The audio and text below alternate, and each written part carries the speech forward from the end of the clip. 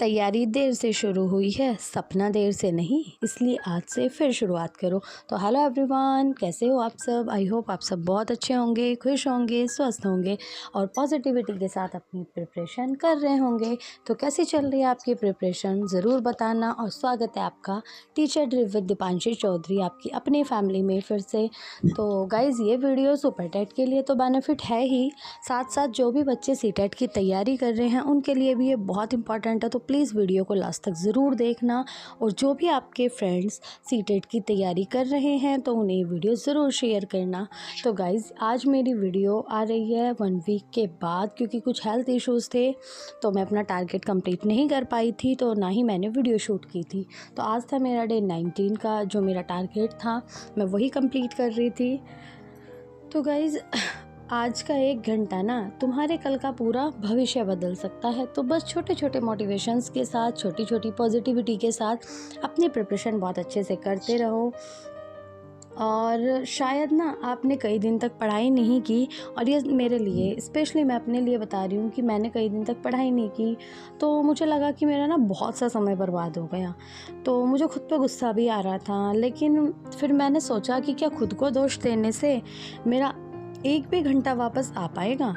तो मैंने क्या किया कि मैंने खुद को फॉरगिव कर दिया, मैंने खुद को माफ़ किया, अपनी किताब उठाई, अपना दोबारा से अपना टारगेट स्टार्ट कर दिया कंप्लीट करना।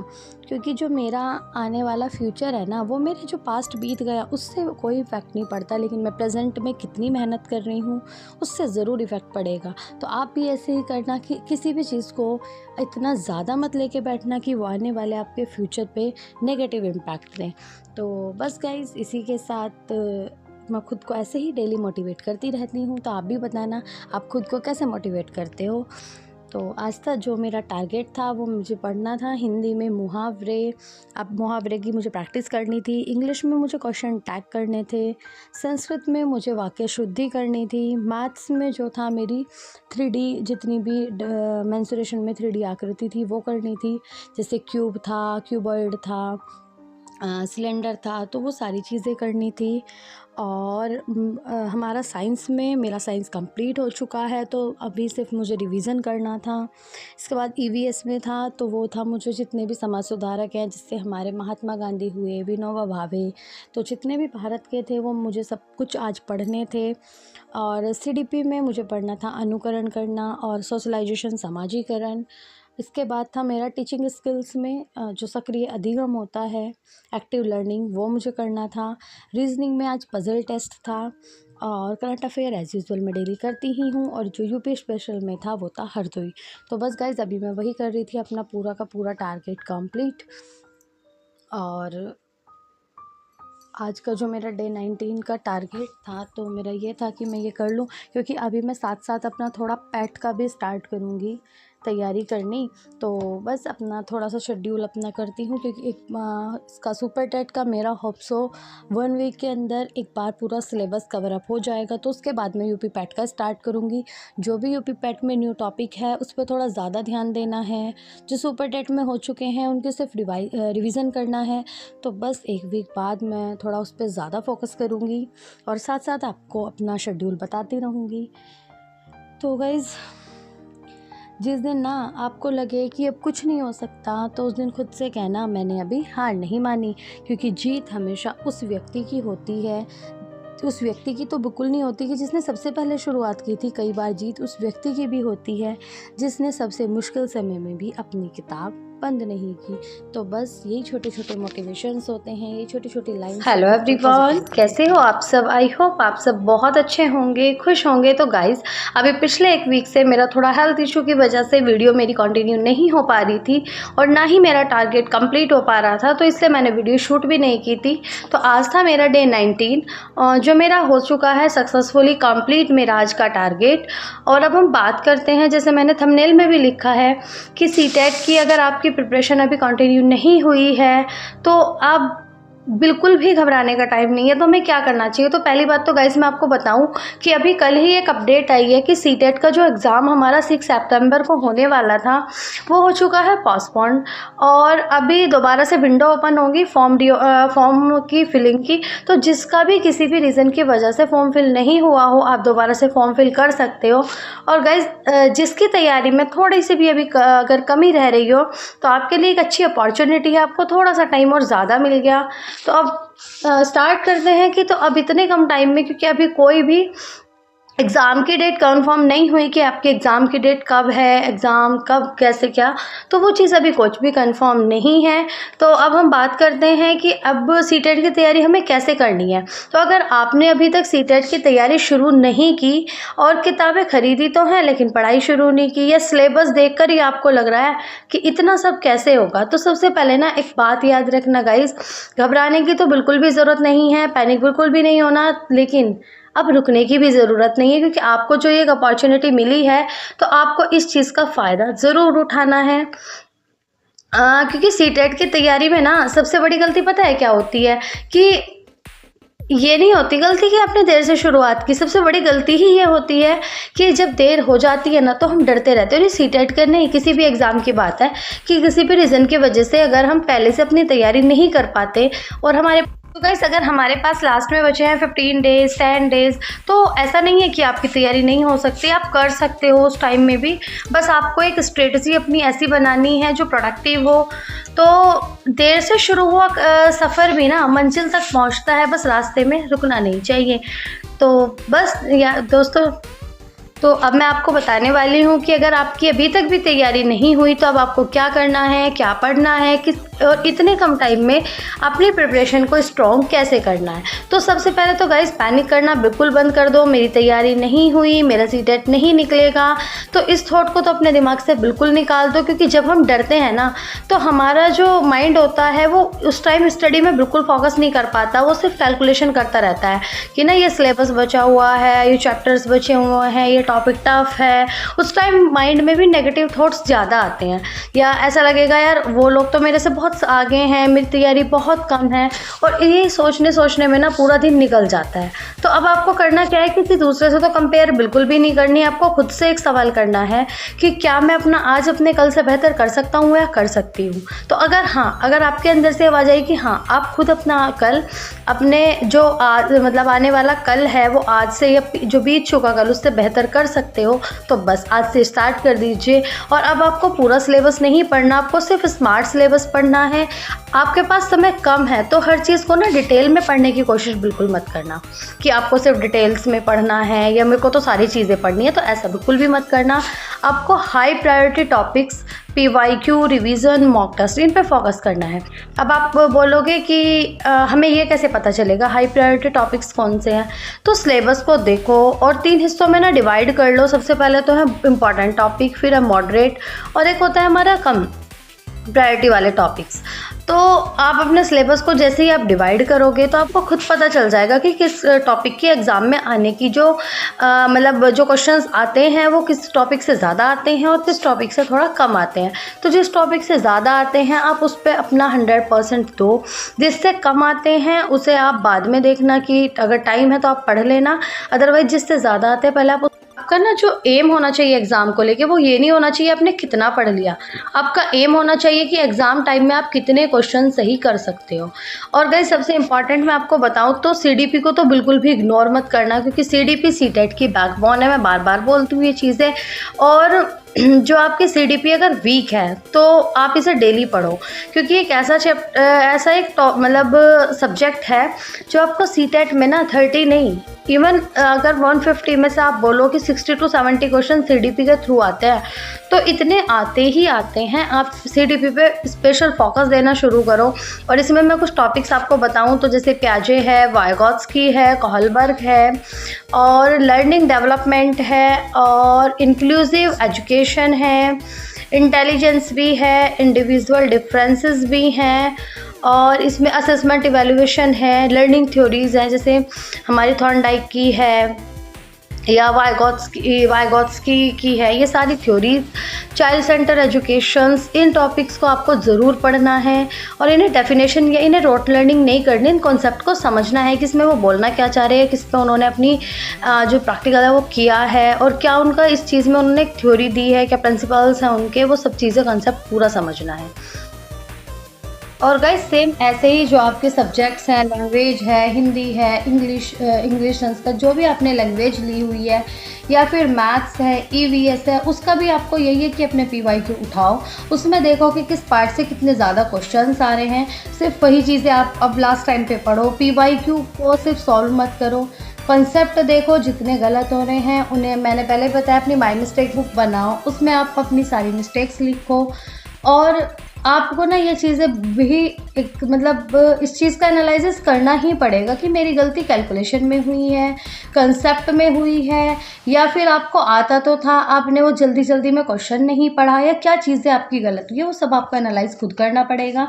और अगर आप ये सारे तरीके अपनाते हो तो आपकी प्रिपरेशन जो है वो बहुत स्ट्रॉन्ग बनेगी, क्योंकि पीवाईक्यू ना आपको ये मतलब एक इंडिकेट करते हैं कि एग्ज़ाम का पैटर्न किस तरह का होता है, एग्जामिनर किस टाइप की उसकी थिंकिंग होती है, वो क्या क्वेश्चंस बना सकता है। और अपना ना डेली का एक टारगेट बनाओ, क्योंकि आप अगर ऐसे सोचो मेरे को ये तो जब आप डेली का टारगेट बनाओगे ना तो वो आपके लिए बहुत बेनिफिट होगा।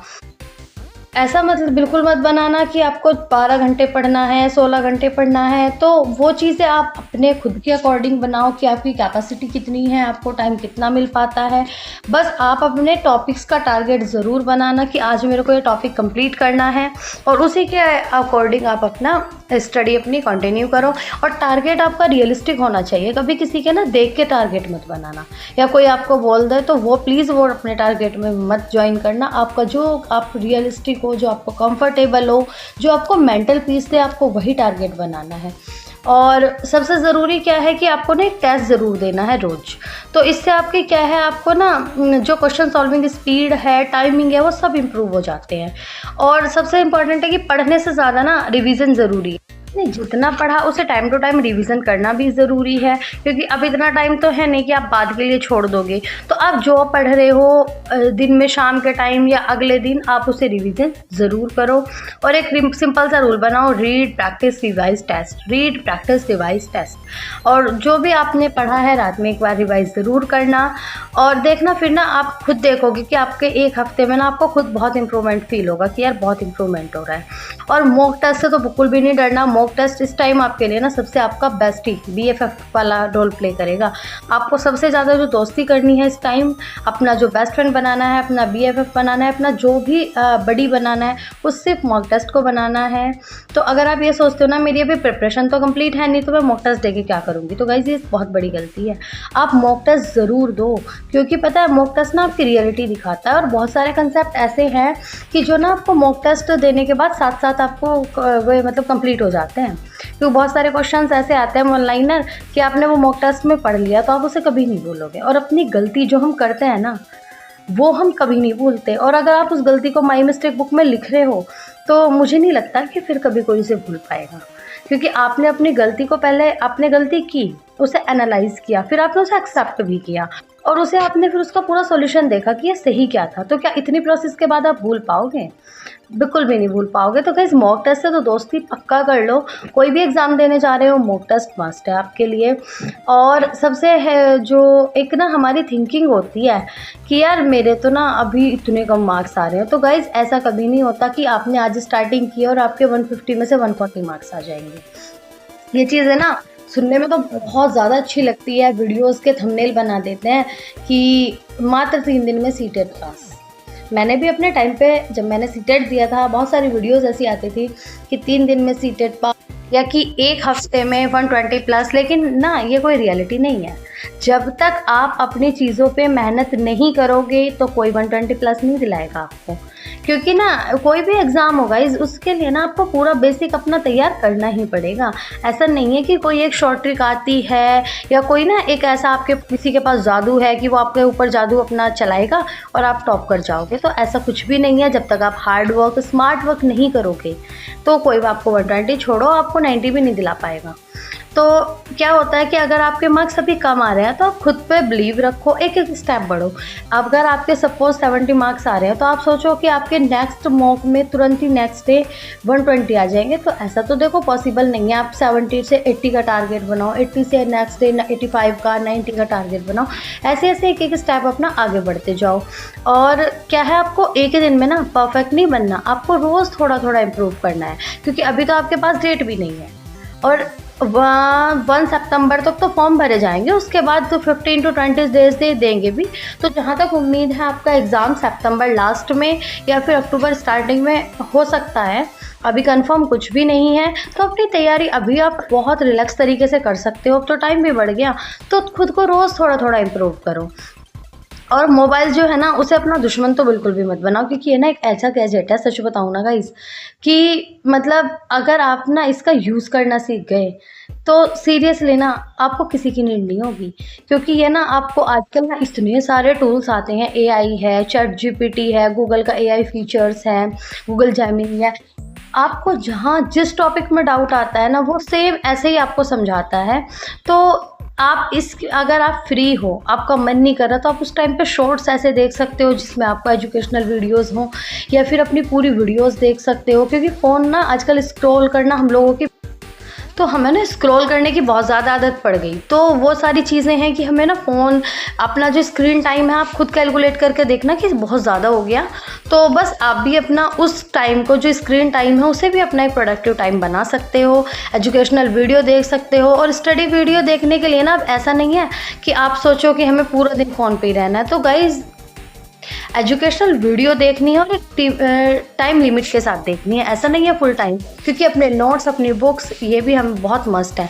पीवाईक्यू लगाने हैं, क्योंकि आपने ना, पता क्या होता है, हमने सपोज़ आज दिन में 4 घंटे वीडियोस देखी, तो हमें लगेगा यार 4 घंटे हमने पढ़ाई करी। बट ठीक है, हमने वो चीज़ें की, सीखी। और मैं अगर बताऊँ आपको कि बहुत बार ना बुक से ज़्यादा अच्छा हम यूट्यूब वीडियो से सीख सकते हैं, क्योंकि उसमें ना टीचर्स अपडेट रहते हैं, हमें नई नई चीज़ें तुरंत अपडेट करके बता देते हैं। लेकिन बुक्स में तो टाइम टू टाइम अपडेट नहीं होता, या फिर हमें बुक्स नई नई खरीदनी पड़ेंगी। तो वीडियोस बहुत अच्छी होती हैं, नो डाउट, लेकिन अगर आप उसे अच्छे से, मतलब अपना एक सिस्टमेटिक तरीके से देखो। अब नेक्स्ट है, अगर आप हाउसवाइफ हैं, प्राइवेट जॉब कर रहे हैं, या कुछ भी आपके पास ऐसा काम है कि आप प्रॉपर टाइम अभी भी नहीं दे सकते, तो किसी से ना खुद का कंपेयर मत करना। और ऐसा बिल्कुल मत सोचना कि यार मेरी तो अभी तक तैयारी नहीं हुई और अभी भी मैं 10-12 घंटे नहीं दे पाऊँगी। तो अगर आप 2 घंटे 3 घंटे भी कंसिस्टेंसी के साथ दोगे तो वो भी आपके लिए बहुत ज़्यादा हेल्पफुल होंगे। तो आपको करना क्या है, आपको जितना भी टाइम मिले आपको उस टाइम में फोकस स्टडी करनी है। पीवाईक्यू और मॉक तो मस्ट हैं, लगाने ही लगाने हैं। अगर आपको घर के काम के बीच में थोड़ा बहुत भी टाइम मिलता है तो आप उस टाइम पे भी उसे यूटिलाइज़ करो। ये मत सोचो कि अभी तो सपोज़ आपने खाना की तैयारी की और रोटियां बनाने में टाइम है आधा घंटा, तो अब आप ये मत सोचो कि यार अभी तो मुझे रोटियां बनानी है तो मैं बीच में क्या पढ़ूँ आधा घंटा, काम फिनिश करके तब पढ़ने बैठूँगी। नहीं, वो जो आपका हाफ आवर है ना, वो भी आपके लिए बहुत प्रोडक्टिव हो सकता है। तो आप से भी अपना यूटिलाइज़ करो। और गाइस, जितना भी आपको बच्चों के बीच में जितना भी आपको टाइम मिल रहा है, अपने को यूटिलाइज़ करना स्टार्ट कर दो, क्योंकि छोटा छोटा टाइम ने एक बड़ी तैयारी की शुरुआत होती है। और मैं आपको लास्ट में बस एक चीज़ बोलना चाहती हूँ गाइस, कि देर से शुरू किया हुआ सफ़र भी ना मंजिल तक ज़रूर पहुँचता है, बस रास्ते में कभी मत। तो अब आपका जो नेक्स्ट आने वाला टाइम है उसमें आपकी स्ट्रेटजी होनी कैसी चाहिए, तो बस उसके बारे में हम बात करते हैं। तो बहुत सिंपल स्ट्रेटजी बनाओ। सबसे फर्स्टली आपको जो भी इम्पॉर्टेंट कंसेप्ट हैं उन्हें कंप्लीट करो, उन्हें क्लियर करो। सेकंड है आपका पीवाईक्यू लगाओ। थर्ड है आपका जो वीक टॉपिक्स हैं उसकी सबकी लिस्ट बनाओ। मॉक टेस्ट दो, अपनी मिस्टेक ढूंढो, एनालिसिस करो, मिस्टेक बुक में सब कुछ अपना नोट डाउन करो, रिवीजन और मिस्टेक पर काम करो, सबसे इम्पॉर्टेंट है। और अभी ना, अब कोई भी अब नई नई बुक्स, नए नए मटेरियल कलेक्ट मत करो, जो आपके पास है जितना है उसमें अपना बेस्ट दो।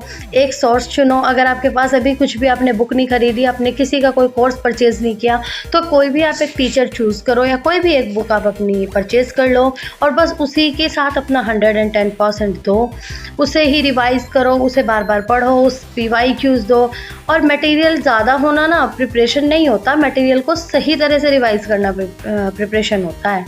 और बस अब जो स्टूडेंट्स हैं, जो फ्रेंड्स हैं मेरे, उनसे मैं एक बात यही बोलना चाहूँगी कि इस टाइम ना बहुत परेशान हो, सोच रहे होंगे कि काश मैंने पहले पढ़ लिया होता, काश मैंने समय वेस्ट नहीं किया होता, काश मेरी प्रिपरेशन पहले शुरू हो गई होती। तो दोस्तों, काश से ना पास्ट नहीं बदलता, काश से फ्यूचर भी नहीं बदलता, और काश से ना ही आपका प्रेजेंट बदलेगा। लेकिन आज का जो आप एक सही डिसीजन अगर लेते हैं ना, तो आप अपना फ्यूचर ज़रूर बदल सकते हो, क्योंकि पास्ट आपके हाथ में है नहीं, लेकिन प्रेजेंट और फ्यूचर आपके हाथ में है। तो क्या आप पास्ट की चीज़ें सोच सोच के अपना प्रेजेंट और फ्यूचर फिर से ख़राब करना चाहते हो? तो नहीं, आप एक आज सही डिसीजन लो, तो जो पास्ट में हो चुका उसे भूल जाओ, और एक आज अपना सही डिसीजन प्रेजेंट में लो, और आपका फ्यूचर बहुत ब्राइट होगा। तो जो चला गया उसे तो हम वापस कभी नहीं ला सकते, लेकिन जो समय अभी आपके पास है उसे ज़रूर बचाया जा सकता है। तो खुद से एक प्रॉमिस करो कि मैं कभी डरूंगी नहीं, मैं कभी किसी से कंपेयर नहीं करूँगी, मैं रोज़ थोड़ा पढ़ूँगी, अपनी मिस्टेक से सीखूँगी, और सबसे ज़रूरी, मैं लास्ट टाइम तक, लास्ट मोमेंट तक अपना एफ़र्ट ज़रूर दूँगी। क्योंकि कभी कभी ना सिलेक्शन और फेलियर के बीच सिर्फ एक चीज़ का डिफरेंस होता है कि हमने मुश्किल समय में हार मानी या आखिर तक कोशिश करी। तो अगर आपकी सीटेट प्रिपरेशन अभी तक नहीं हुई है तो पैनिक मत हो, घबराओ मत, आज से शुरुआत करो। अपना पूरा सिलेबस ख़त्म करने का टारगेट बिल्कुल मत रखो। आज एक एक दिन एक एक इम्पॉर्टेंट टॉपिक ख़त्म करने का टारगेट रखो, और एक टॉपिक से एक चैप्टर बनेगा, चैप्टर से एक सेक्शन बनेगा, और जो फिर ना देखना धीरे धीरे आपकी प्रिपरेशन बहुत स्ट्रांग होगी। क्योंकि आपको पूरी सीढ़ी ना एक साथ नहीं चढ़नी, आपको बस अपना एक स्टेप उठाना है, और फिर देखना कितना ईजी होगा आपको सीढ़ी चढ़ना। और शायद आपका एक छोटा सा कदम आपको उस दिन तक पहुंचा दे जब आपके हाथ में सीटेट क्वालिफाई सर्टिफिकेट, और आप खुद से कहो अच्छा हुआ कि मैंने उस दिन हार नहीं मानी। और आज आप भी ना आज से अपनी सीटेट अगर प्रिपरेशन स्टडी शुरू करने वाले हैं तो कमेंट्स बॉक्स में ज़रूर बताना, और अब मेरे इस वीडियो को अपने उस फ्रेंड्स तक ज़रूर पहुंचाना, अपने भाई अपने बहन जो भी सीटेट की प्रिपरेशन कर रहा है उस तक ज़रूर शेयर करना। क्योंकि हो सकता है कि इस टाइम वो बहुत डिमोटिवेट हो रहा हो, और एक वीडियो उसे दोबारा से मोटिवेशन दे दे। क्योंकि हो सकता है कि वो सोचे कि समय कम है तो क्या हुआ, हौसला तो कम नहीं होना चाहिए, मंजिल दूर है तो क्या हुआ, कदम रुकने नहीं चाहिए। तो गाइस, बस मिलते हैं एक नई वीडियो में एक नए टॉपिक के साथ। तो अगर आपको मेरी वीडियोस अच्छी लगती हैं तो गाइस चैनल को सब्सक्राइब ज़रूर करना, वीडियोस को शेयर ज़रूर करना, और एक प्यारा सा कमेंट ज़रूर छोड़ना, क्योंकि आपका सपोर्ट मेरे लिए बहुत बहुत बड़ी बात होती है। और बस गाइस, लास्ट में यही है कि आपका सपना, आपकी मेहनत और आपका सीटेट तीनों आपके इंतज़ार में है, तो रुकना मत। तो मिलते हैं गाइस कल डे 20 में एक नए टारगेट।